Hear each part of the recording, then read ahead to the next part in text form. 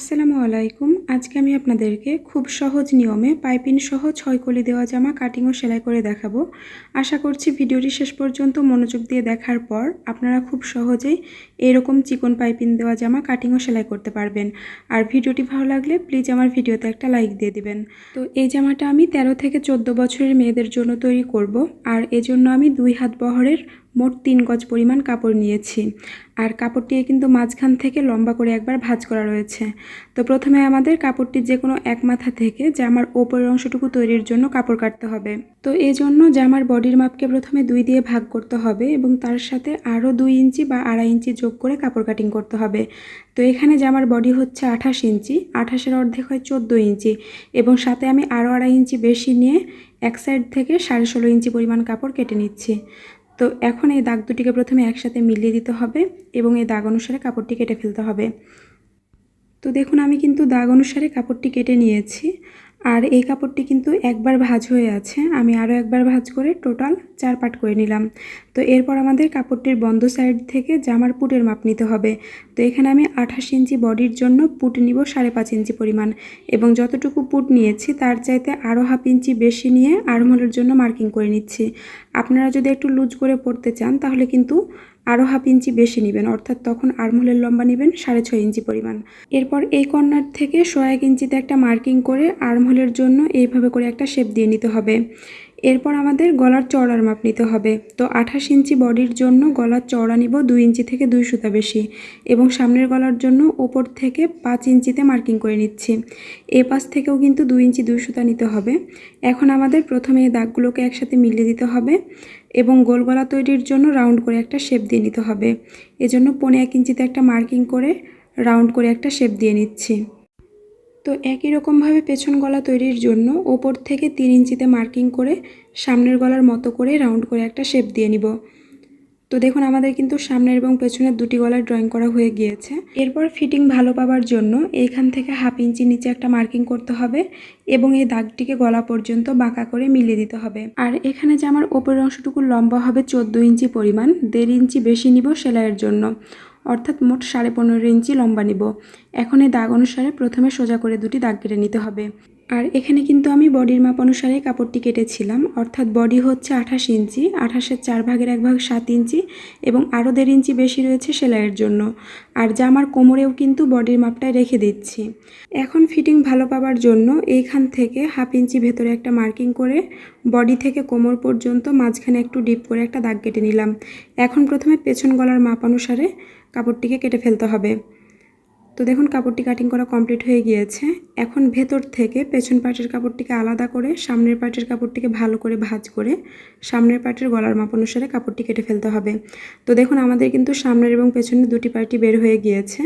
এখন আমাদের বাকি কাপড় থেকে প্রথমে হাতার কাপড়টা কাটিং করতে হবে।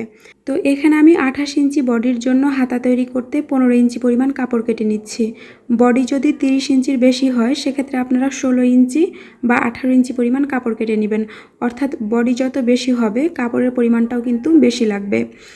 তো এই কাপড়টি কিন্তু এই যে ওপর থেকে একবার ভাঁজ করা আছে, আমি আরও একবার ভাঁজ করে টোটাল 4 পার্ট করে নিলাম। তো দেখুন এই দিকটা হচ্ছে কাপড়ের খোলা দিক এবং এই দিকটা হচ্ছে বন্ধ দিক। তো প্রথমে আমাদের কাপড়টির ওপর থেকে 3 ইঞ্চি নিচে একটা মার্কিং করে নিতে হবে এবং এইখানে সোজা করে একটা দাগ কেটে নিতে হবে। এরপর কাপড়টির ওপরের অংশের ঠিক মিডিল পয়েন্টে একটা মার্কিং করে এই দাগটিকে এই কর্নার পর্যন্ত কিছুটা বাঁকা করে মিলিয়ে দিতে হবে। তো এরপর হাতার লম্বার মাপটা নিতে হবে। তো এখানে হাতার লম্বা হবে 15 ইঞ্চি, নিচের দিকের বাকি কাপড়টুকু থাকবে সেলাইয়ের জন্য। এরপর এখান থেকে মুহুরির মাপটা নিতে হবে। তো মুহুরির টোটাল ঘের হলো 9 ইঞ্চি, 9-এর অর্ধেক 4.5 ইঞ্চি এবং 1 ইঞ্চি বেশি নিলাম সেলাইয়ের জন্য। এবার মুহুরির বাইরের দাগটিকে আর্মহোল পর্যন্ত বাঁকা করে মিলিয়ে দিয়ে দাগ অনুসারে কাপড়টি কেটে ফেলতে হবে।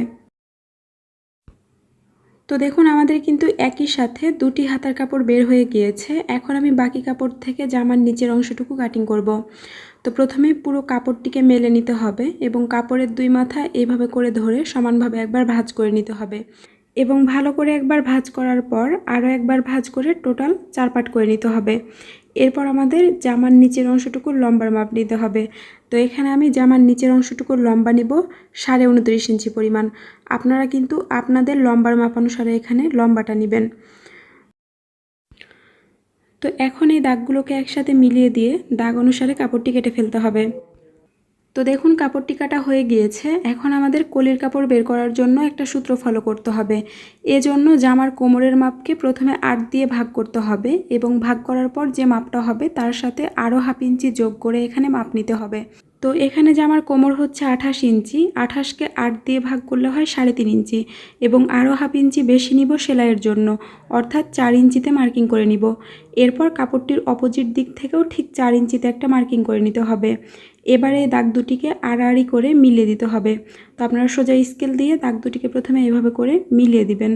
এরপর দাগ অনুসারে কাপড়টিকে কেটে ফেললেই কলির কাপড়গুলো বের হয়ে যাবে।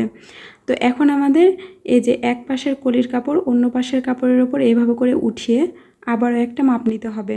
তো দেখুন কাপড়ের এই দিকের লম্বাটা কিন্তু 29.5 ইঞ্চি হচ্ছে, কিন্তু আমরা ফিতাটিকে যতই এই দিকে আনবো লম্বার মাপটা কিন্তু বেড়ে যাচ্ছে, অর্থাৎ বুঝতে পারছেন কাপড়ের কোনা বের হয়ে যাচ্ছে। তো এই জন্য আমাদের পুরো কাপড়ের প্রথমে 29.5 ইঞ্চিতে মাপ উঠিয়ে নিতে হবে এবং দাগগুলোকে একসাথে মিলিয়ে দিয়ে দাগ অনুসারে বাড়তি কাপড়টুকু কেটে ফেলতে হবে। তো আপনারা অবশ্যই কোনার বাড়তি কাপড়টুকু কেটে ফেলবেন, না হলে জামার কোনা বের হয়ে থাকবে। তো একটু খেয়াল করলে দেখতে পাবেন এখানে কিন্তু মোট 3টা চওড়া কলি এবং 2টা চিকন কলি বের হবে। এই যে মোট 3টা চওড়া কলি এবং এই যে 2টা চিকন কলি। তো এখন আমাদের যে কোনো একটা চওড়া কলির কাপড়কে এভাবে ভাঁজ করে মাঝখান বরাবর কেটে ফেলতে হবে। তাহলে কিন্তু মোট 4টা চিকন কলি এবং 2টা চওড়া কলি থাকবে। এই যে দেখুন। তো এখন আমাদের যে কোনো একটা চওড়া কলি মাঝখানে রাখতে হবে এবং দুই পাশে 2টি চিকন কলি রেখে পাইপিং সহ সেলাই করতে হবে। তো কলিগুলোকে সেলাই করার আগে প্রথমে আমাদের পাইপিংয়ের কাপড়টা কাটিং করতে হবে। তো এখানে আমি 2টি কাপড় নিয়েছি। তো কাপড়টিকে কিন্তু আগে থেকে বাঁকা করে কাটা রয়েছে। তো এখন বাঁকা অংশ থেকে 2 ইঞ্চি চওড়া করে আমি আরও একটা দাগ কেটে নিচ্ছি। আর পাইপিংয়ের কাপড় অবশ্যই কিন্তু বাঁকা করে কাটা লাগবে, না হলে কিন্তু আপনারা সঠিকভাবে পাইপিংটা দিতে পারবেন না, অর্থাৎ ফিনিশিংটা ভালো হবে না। তো দেখুন আমি 2 ইঞ্চি পরিমাণ চওড়া করে পাইপিংয়ের কাপড় কেটে নিলাম। আপনাদের যতগুলো পাইপিংয়ের কাপড় দরকার হবে আপনারা ঠিক এইভাবে করে কাপড়গুলোকে কেটে নেবেন। তো পাইপিংয়ের কাপড় যদি ছোট হয় তাহলে কিন্তু আপনারা 2টি কাপড় এইভাবে করে জোড়া দিয়ে নিতে পারেন। তো কাপড় জোড়া দেওয়ার জন্য 2টি পাইপিংয়ের কাপড় কোনাকুনিভাবে এইভাবে করে ধরে সেলাই করে নিতে হবে এবং একবার সেলাই করার পর আপনারা কিন্তু অবশ্যই ডাবল সেলাই দিয়ে নেবেন। তো আমি ডাবল সেলাই দিয়ে নিচ্ছি। তো দেখুন পাইপিংয়ের কাপড় 2টি জোড়া দেওয়া হয়ে গিয়েছে। এখন আমাদের মাঝখানের কলির কাপড়টিকে অর্থাৎ চওড়া কলির কাপড়টিকে নিতে হবে এবং এর ওপর পাইপিংয়ের কাপড়টিকে সোজা করে এইভাবে করে সোজা করে ভাঁজ করে সেলাই করতে হবে। অবশ্যই কিন্তু কাপড়টিকে আপনারা সোজা দিকে ভাঁজ করবেন এবং এরপর কলির কাপড়ের ওপর এইভাবে করে রেখে সেলাই করতে হবে। আর এখানে কিন্তু নিচের কলির কাপড়টিকেও সোজা করে রাখতে হবে এবং তার উপর পাইপিংয়ের কাপড়টিকেও সোজা করে ভাঁজ করে সেলাই করতে হবে। তো দেখুন আমাদের কিন্তু সেলাইটি করা কমপ্লিট হয়ে গিয়েছে। এখন আমাদের পাইপিংয়ের কাপড়টিকে এই পাশে করে একদম সেলাই বরাবর নখের মাথা দিয়ে প্রেস করে নিতে হবে এবং এরপর আমাদের চিকন যে কোনো একটা কলির কাপড় নিতে হবে।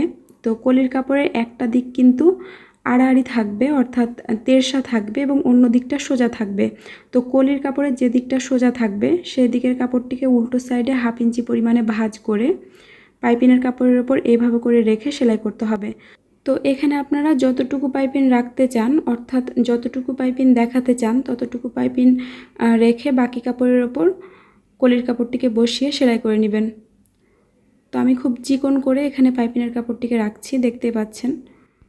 আর এখানে খুব সাবধানের সাথে কাপড়টিকে সেলাই করতে হবে। খেয়াল রাখতে হবে কোনো জায়গাতে যেন পাইপিংয়ের কাপড় খুব বেশি চওড়া বা খুব বেশি চিকন হয়ে না যায়। তো দেখুন আমি কিন্তু পুরো কাপড়টিকে সেলাই করে নিয়েছি। এখন আমাদের অন্য দিকে একই রকমভাবে পাইপিংয়ের কাপড়টা বসিয়ে নিতে হবে। তো সেলাই করার সুবিধার জন্য এখন আমি কাপড়টির নিচের দিক থেকে সেলাইটা শুরু করব। অর্থাৎ আগের বার কাপড়টির ওপর থেকে নিচ পর্যন্ত পাইপিং বসিয়েছিলাম, এখন নিচ থেকে ওপর পর্যন্ত পাইপিংয়ের কাপড়টা বসিয়ে নিব। তো এইভাবে করে পাইপিংয়ের কাপড়টিকে সোজা করে ভাঁজ করে কলির কাপড়ের ওপর রেখে সেলাই করে নিতে হবে। তো আমরা আগে যেভাবে পাইপিংটা বসিয়েছিলাম একই রকমভাবে কিন্তু এই পাশেও পাইপিংটা বসিয়ে নিচ্ছি। তো এরপর এই যে চিকন কলির কাপড়টিকে উল্টো সাইডে এইভাবে করে ভাঁজ করে পাইপিংয়ের কাপড়ের ওপর রেখে আবারও সেলাই করে নিতে হবে। তো নিয়মটা যেহেতু একই তাই আমি অফ ক্যামেরায় বাকি অংশটুকু সেলাই করে নিয়েছি। তো একই রকমভাবে কিন্তু 2টি পার্টি সেলাই করে নিয়েছি। এখন আমাদের জামার নিচের পার্টের সাথে ওপরের অংশের সামনের পার্টের কাপড়টি জোড়া দিতে হবে। তো জোড়া দেওয়ার আগে কাপড় দুটিকে ভালো করে মিলিয়ে ধরে নিচের পার্টের পাইপিংয়ের মাপ থেকে ওপর পর্যন্ত এইভাবে করে একটা দাগ কেটে নিতে হবে। একইভাবে এই দিক থেকে আরও একটা দাগ কেটে নিতে হবে। অবশ্যই কিন্তু কাপড় দুটিকে ভালো করে মিলিয়ে ধরে নিচের পার্টের পাইপিংয়ের যে দাগটা রয়েছে এই পাইপিংয়ের দাগ অনুসারে দাগটা কাটতে হবে। এখন আমি আপনাদেরকে দাগের ওপর দিয়ে পাইপিং বসিয়ে দেখাবো। এজন্য চিকন করে দুটি পাইপিংয়ের কাপড় কেটে নিয়েছি এবং কাপড় দুটির চওড়া রয়েছে 1/2 ইঞ্চি থেকে 1 সুতা বেশি। তো এখন যে কোনো একটা পাইপিংয়ের কাপড় প্রথমে 2 পাশ থেকে 2 বার ভাঁজ করে নিতে হবে এবং মাঝখান থেকে আরও একবার ভাঁজ করে দাগের ওপর দিয়ে বসিয়ে সেলাই করে নিতে হবে। তো আপনারা ঠিক দাগের ওপর দিয়ে পাইপিংয়ের কাপড়টিকে বসিয়ে তারপরে সেলাই করে নেবেন। তো এইভাবে করে পুরো কাপড়টিকেই কিন্তু ভাঁজ করে সেলাই করতে হবে। এটা খুবই সহজ, আপনারা যদি একটু মনোযোগ দিয়ে দেখেন তাহলে নিজেরাই কিন্তু সেলাই করতে পারবেন। তো আমি পুরো কাপড়টিকে এইভাবে করে সেলাই করে নিচ্ছি। তো দেখুন সেলাইটি করা হয়ে গিয়েছে। তো এই দিকটা সেলাই করার পর একই রকমভাবে কিন্তু এই দিক দিয়েও আরও একটা সেলাই বসিয়ে দিতে হবে। তো এই দাগের ওপর দিয়ে পাইপিং বসানোর পর একই রকমভাবে অন্য দাগের ওপর দিয়ে অন্য পাইপিংয়ের কাপড়টাও বসিয়ে নিতে হবে। তো নিয়মটা যেহেতু একই তাই আমি অফ ক্যামেরায় এটা বসিয়ে নিয়েছি। এখন আমাদের জামার গলায় পাইপিং বসাতে হবে। এজন্য আমি 2 ইঞ্চি পরিমাণ চওড়া করে একটা পাইপিংয়ের কাপড় কেটেছি। এখন এই কাপড়টিকে সোজা দিকে এইভাবে করে ভাঁজ করে জামার কাপড়ের ওপর রেখে সেলাই করতে হবে। আর এখানে কিন্তু জামার কাপড়টিকেও রাখতে হবে সোজা দিকে এবং তার উপর পাইপিংয়ের কাপড়টিকেও সোজা দিকে ভাঁজ করে সেলাই করতে হবে। তো দেখুন সেলাইটি করা হয়ে গিয়েছে। এখন আমাদের সেলাইয়ের বাইরের কাপড়ে ছোট ছোট করে কাট বসিয়ে দিতে হবে ফিনিশিং ভালো পাওয়ার জন্য। এরপর পাইপিংয়ের কাপড়টিকে উল্টো দিকে পরিমাণ মতো উল্টিয়ে নিতে হবে এবং জামার কাপড়ের ওপর দিয়ে সেলাই বসিয়ে দিতে হবে। তো আপনারা চাইলে এখানে একটু চওড়া করেও পাইপিংয়ের কাপড়টা রাখতে পারেন অথবা চাইলে একদম চিকন করে পাইপিংয়ের কাপড়টিকে উল্টো দিকে উল্টিয়ে সেলাই করতে পারেন। তো দেখুন জামার গলাতে পাইপিং বসানো কমপ্লিট হয়ে গিয়েছে। এখন আমাদের ওপরের পার্টের সাথে জামার নিচের পার্টের কাপড়টা জোড়া দিতে হবে। তো এইভাবে করে কাপড় দুটিকে একসাথে ভালো করে মিলিয়ে ধরে সেলাই করে নিতে হবে। তো আপনাদের কাছে এ পর্যায়ে ছোট্ট একটা অনুরোধ, যারা এখন আমার চ্যানেলটিকে সাবস্ক্রাইব করেননি তারা প্লিজ আমার চ্যানেলটিকে সাবস্ক্রাইব করে পাশে আসা বেল আইকনে অল ক্লিক করে দেবেন পরবর্তী ভিডিও নোটিফিকেশান পাওয়ার জন্য। আর যারা অলরেডি সাবস্ক্রাইব করে রেখেছেন তাদেরকে আমার তরফ থেকে অসংখ্য ধন্যবাদ। তো এইভাবে করে একবার সেলাই করার পর আপনারা কিন্তু আরও একবার ডাবল সেলাই দিয়ে নেবেন। তো এখন আমাদের একই রকমভাবে জামার পেছন পার্টের কাপড় দুটিকে জোড়া দিতে হবে। তো কাপড় দুটিকে জোড়া দেওয়ার আগে আপনারা যদি পেছন পার্টে চেন দিতে চান তাহলে পেছন পার্টের কাপড়টিকে মাঝখান থেকে এভাবে করে ভাঁজ করে নেবেন এবং ভাঁজ অংশ বরাবর কেটে ফেলবেন। অর্থাৎ প্রথমে আমাদের জামার পেছন পার্টের কাপড়ে চেন বসাতে হবে। তো চেন কীভাবে বসাতে হয় এটা নিয়ে আমার চ্যানেলে অলরেডি একটা ভিডিও দেওয়া রয়েছে, আপনারা ইন্ডি স্ক্রিন থেকে চেন বসানোর নিয়মটা দেখে নেবেন। তো আমি অফ ক্যামেরায় পেছন পার্টের কাপড়ে প্রথমে চেন বসিয়ে নিয়েছি এবং তারপর গলার অংশে পাইপিং দিয়ে নিয়েছি। এখন আমাদের সামনের পার্টের মতো করে পেছন পার্টের ওপরের অংশে প্রথমে পাইপিংয়ের জন্য দাগ কেটে পাইপিংটা তারপর বসিয়ে নিতে হবে। তো নিয়মটা যেহেতু একই তাই এখন আমি অফ ক্যামেরায় দাগের ওপর দিয়ে পাইপিংটা বসিয়ে নিব। তো দেখুন আমি কিন্তু একদম সামনের পার্টের মতো করে পেছন পার্টে পাইপিংটা বসিয়ে নিয়েছি। এখন আমাদের নিচের কাপড়ের সাথে ওপরের পার্টের কাপড়টা জোড়া দিতে হবে। তো আমি অফ ক্যামেরায় কাপড় দুটিকে জোড়া দিয়ে নিয়েছি। এখন আমাদের নিচের পার্টের কাপড়টিকে সোজা করে রাখতে হবে এবং এর ওপর সামনের পার্টের কাপড়টিকে উল্টো করে রাখতে হবে এবং দুটি কাপড় একসাথে ভালো করে মিলিয়ে ধরে কাঁধের অংশটা জোড়া দিতে হবে। তো আপনারা এইভাবে করে কাপড় দুটিকে ভালো করে মিলিয়ে ধরে কাঁধের অংশটা জোড়া দিয়ে নেবেন। আর একবার সেলাই করার পর অবশ্যই কিন্তু ডাবল সেলাই দিয়ে নিতে হবে। তো কাঁধের অংশটি জোড়া দেওয়ার পর এখন আমাদের জামার হাতা জয়েন করতে হবে। তো এখানে আমি অফ ক্যামেরায় জামার সাথে ম্যাচিং করে পাইপিং দিয়ে একটি ডিজাইনার হাতা তৈরি করে নিয়েছি। তো হাতা তৈরির ভিডিওটি আমার চ্যানেলে দেওয়া আছে, আপনারা ইন্ডি স্ক্রিন থেকে দেখে নেবেন। তো প্রথমে আমাদের জামার কাপড়টিকে সোজা করে রাখতে হবে এবং কাঁধের অংশে এরকমভাবে একটা মার্ক করতে হবে এবং এর ওপর হাতার কাপড়টিকে উল্টো করে রাখতে হবে এবং কাঁধের অংশের সাথে হাতার কাপড়ের মিডিল পয়েন্ট এইভাবে করে মিলিয়ে ধরে মিডিল পয়েন্ট থেকে যে কোনো এক সাইড পর্যন্ত প্রথমে সেলাই করে নিতে হবে। তো এইভাবে করে হাতা জয়েন করলে আপনারা একদম পারফেক্টভাবে হাতাটিকে জামার সাথে জয়েন করতে পারবেন। তো দেখুন আমি মিডিল পয়েন্ট থেকে এক সাইড পর্যন্ত সেলাই করে নিয়েছি। এখন একই রকমভাবে আবারও মিডিল পয়েন্ট থেকে অন্য সাইড পর্যন্ত সেলাই করে নিতে হবে। তো আশা করছি আপনারা এই পর্যন্ত পুরো বিষয়টি বুঝতে পেরেছেন। তারপরে যদি কোনো প্রবলেম থেকে যায় তাহলে অবশ্যই আমাকে কমেন্ট করে জানাবেন। তো দেখুন সেলাইটি করা হয়ে গিয়েছে। আপনারা কিন্তু আরও একবার ডাবল সেলাই দিয়ে নেবেন। তো আমি এই সাইডে যেভাবে হাতা জয়েন করেছি একই নিয়মে কিন্তু অন্য সাইডেও হাতাটি জয়েন করে নিব। তো দেখুন আমাদের কিন্তু দুই পাশে হাতা জয়েন করা হয়ে গিয়েছে। এখন আমাদের জামার কাপড়টিকে প্রথমে উল্টো সাইডে ভালো করে ভাঁজ করে নিতে হবে এবং এরপরে জামার কাপড়ের দুই দিক সেলাই করতে হবে। তো আপনারা চাইলে কিন্তু সেলাই করার পূর্বে এই যে যতটুকু আপনারা সেলাই করতে চান ততটুকু জায়গা এইভাবে করে মার্ক করে নিতে পারেন, তাহলে আপনাদের সেলাই করতে সুবিধা হবে। তো এখন আমি জামার হাতা থেকে একদম নিচ পর্যন্ত সেলাই করে নিব। তো আমি চেষ্টা করেছি একদম সহজভাবে আপনাদেরকে জামাটি তৈরি করে দেখানোর জন্য। তাই ভিডিওটি যদি আপনাদের ভালো লেগে থাকে তাহলে প্লিজ আমার ভিডিওতে একটা লাইক দিয়ে দিবেন। তো দেখুন এই দিকটা সেলাই করা হয়ে গিয়েছে, একই রকমভাবে কিন্তু অন্য দিকটাও সেলাই করে নিতে হবে। তো আমি অফ ক্যামেরায় জামার এই দিকটাও সেলাই করে নিয়েছি। এখন আমাদের জামার নিচের অংশটুকু সেলাই করতে হবে। তো এই জন্য নিচের অংশের কাপড়টিকে উল্টো সাইডে 1/2 ইঞ্চিতে দুইবার ভাঁজ করে সেলাই করে নিতে হবে। তো আপনারা এইভাবে করে কাপড়টিকে 1/2 ইঞ্চি করে দুইবার ভাঁজ করে সেলাই করে নেবেন। তবে কাপড়ের পরিমাণ যদি কম থাকে, অর্থাৎ জামার লম্বা যদি কম হয়, সেক্ষেত্রে আপনারা চাইলে আরেকটু চিকন করেও কাপড়টিকে ভাঁজ করে সেলাই করতে পারেন। তো এইভাবে করে পুরো অংশটিকে সেলাই করে নিতে হবে। তো দেখুন আমাদের কিন্তু পুরো অংশটি সেলাই করা হয়ে গিয়েছে।